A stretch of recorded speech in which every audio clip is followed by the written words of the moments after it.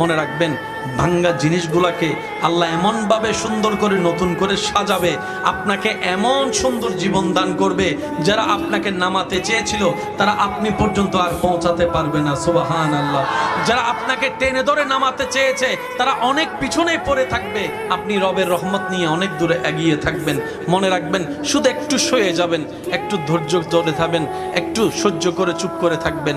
যত সইবেন তত পাইবেন, যত সইবেন তত পাইবেন।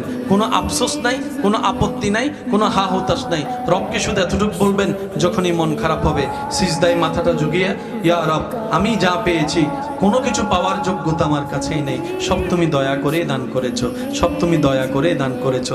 একটা জিনিস পাওয়ার যোগ্যতা আমার নাই, এই চোখ পাওয়ার মতো যোগ্যতা আমার কাছে নেই, এই কান শোনার মতো কান আমার কাছে নেই। আল্লাহ, কোনো কিছুরই পাওয়ার যোগ্যতা নাই, তুমি দয়া করে দেখার জন্য দুইটা চোখ দিয়েছো, তোমার দরবারে শুকরিয়া।